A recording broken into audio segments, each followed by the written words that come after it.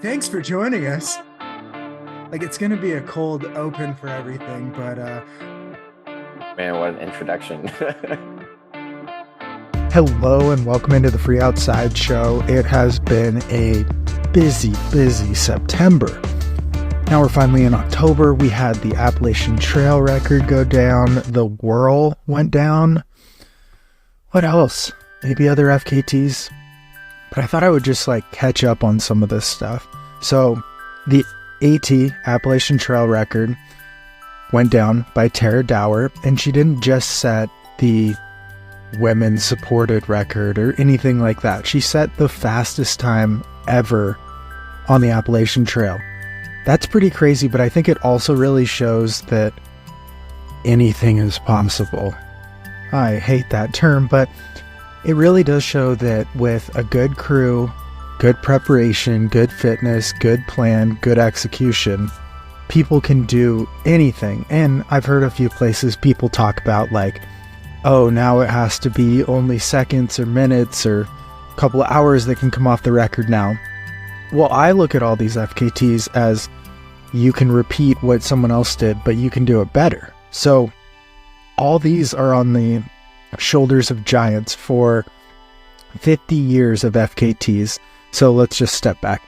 FKTs are fastest known times, and it's setting the record on a trail. Usually the ones we talk about are the iconic trails like the Colorado Trail, the Appalachian Trail, the Pacific Crest Trail, these trails that have had their history cataloged and their speed record attempts cataloged over years, like forever. So before, there's now a fastest known time or times, one of them, fastest known time website.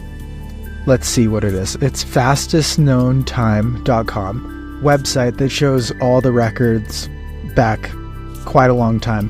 But what it used to be was a pro board site, which it's sort of like the early days of the internet where you would have this forum. Someone would post Appalachian Trail record 60 days or something like that. And then it would go down where someone would break it. They'd put up their stuff. They'd put up some evidence. And that's how they kept track of FKTs and fastest known times. So it all migrated maybe in 2019. I was somewhat into FKTs before this, but most of my exposure has been since they migrated over to a real website. But before, it was just Buzz Burrell and Peter Pumpkin Eater. Wow. Peter Bachwin.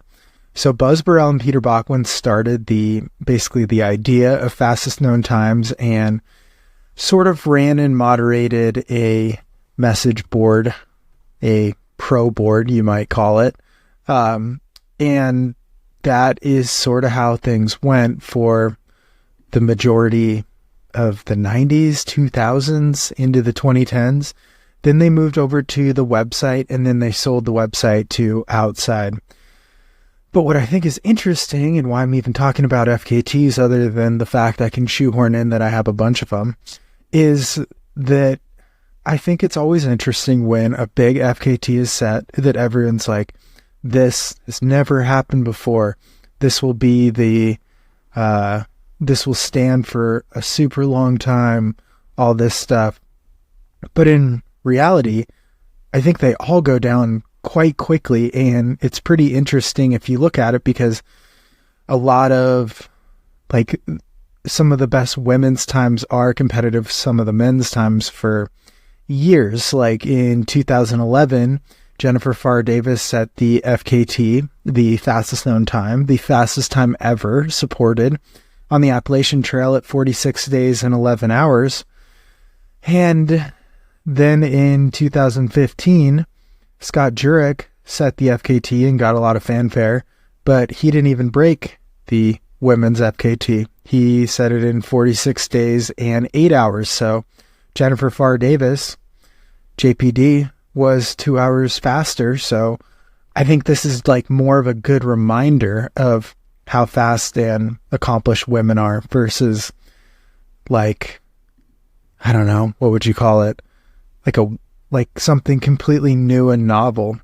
And so the other thing is 2018 is when Carl Sabe set the overall record of 41 days, 7 hours. But then this year, 6 years later, Tara Dower sets the new overall record of 40 days and 40 nights, and then 18 hours. So I think these things will continue to keep going down with the benefit of support and knowledge and a new time to shoot for. People get faster. It happened so on the long trail, when I set that record had stood for a decade plus. And then Josh Perry went out and broke the record in, it's called early June. And I was already planning to go for it in later June. And so he set the record. He broke it by a day or so. And then I went out there and I broke his record by 12 hours or so. So I was able to shoot for a faster, harder time because he had set a record. So all these records are on the shoulders of the people that came before. And if you set a record that lowers the time, that makes it something new to shoot for. And I think we're getting into that method and mode and time in the sport because there's so many people gunning for these things and they're so vaunted and really what people want to go after with their time that I think we're going to get more records going down, and they're going to go down by a lot. Like if enough, so think of it, if 100 people try for a record, maybe 4 or 5 has a perfect day, and maybe out of those 4 or 5, 1 or 2 have the fitness, crew, capability, and plan to set a crazy FKT. So I think we're just going to get into the law of numbers. But the other thing on that note is I think it's interesting how FKTs have blown up in quantity too. So not everyone has to go after the Appalachian Trail. In fact, I think because it's supported, it makes it really hard for the average person to go after it. Basically, what you would need to do is get some crew and pacers and money, all for people that can take over a month off to support you in going after a record like that, something all immersive. The PCT would be the exact same way, something longer where you have to have that full support system, probably a van and a ton of work along the way. So that kind of off the table for a lot of people because you just can't use your vacation to take 40 days off. But the fact that there's all these shorter routes out there, like currently there's 6,381 routes on the FKT website. And in the last week, there have been 7 added. I don't really know how weeks work, but I assume since October started, there's been 7 already added. And one of them is Mount Morrison 24-hour laps. So I think the big thing with FKTs and how we can take this monumental thing that Tara Dower has done is really turning it into motivation and that classic cliche of using that to chase whatever your own goals are, because there's literally a trail near you that you can go after if you want to go after an FKT. But that said, it's also not the only way to hike things. I think it's cool that Tara set the record because it is a longer trail and she's also through hiked it. So this isn't her only exposure to the Appalachian Trail. Almost everyone before her that had the FKT, at least in the supported style, especially the men, had not truly through hiked the trail. So I think you're kind of missing some of that magic, and any other AT through hikers out there probably know that it's a very unique trail experience out there, especially how it's integrated within all these trail communities. I mean, the Appalachian Trail is amongst like 100 million people. So it's basically a corridor with shelters that you can camp at and, I don't know, 10,000 other people backpacking, through hiking, trail running, using the land for what it's intended. So it's pretty special to get that experience as first a through hiker to appreciate, and then as the overall record holder. All right. That is my spiel on the AT FKT. That's a lot of letters in there. And let's see. Another FKT went down the WURL. I think this one's like super local, if anyone even knows it. So it's a crazy route. It combines, oh man, like every possible summit you can do on the Wasatch Front. So it's called the Wasatch Ultimate Ridge Link Up, dubbed WURL. And basically you start kind of in the valley by Salt Lake City, and then you climb straight up and then follow the true spine in like a U shape of the mountains in the Wasatch. I actually did this last year with my friend David, and it's pretty hard. The true goal, the true plan, the true whatever doesn't have a trail for 90% of it, let's call it.